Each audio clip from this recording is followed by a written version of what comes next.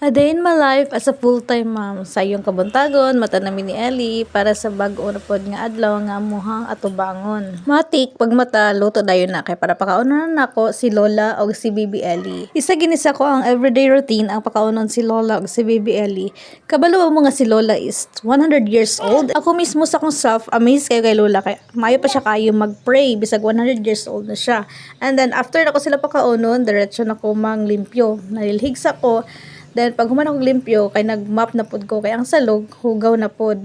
Human ako og mapping ng limpyo na pod ko sa mga sofa kay naghanap og mga abog-abog sa ako ang gilimpyuhan. Balik-balik lang gining mga trabaho sa inahan sa sulod sa Panimalay.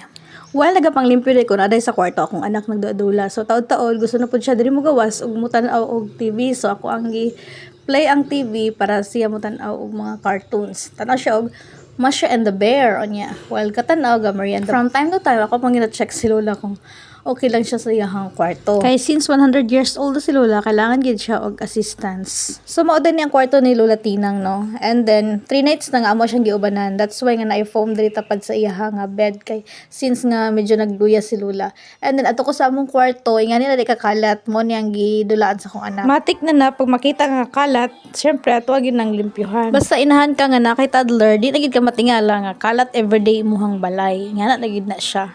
Sa nahuman ako pang limpyo, gawas ko sa kwarto, unya mo niya ako nakitaan sila na adri sila sa sala. Dali lang taman, bye be kind.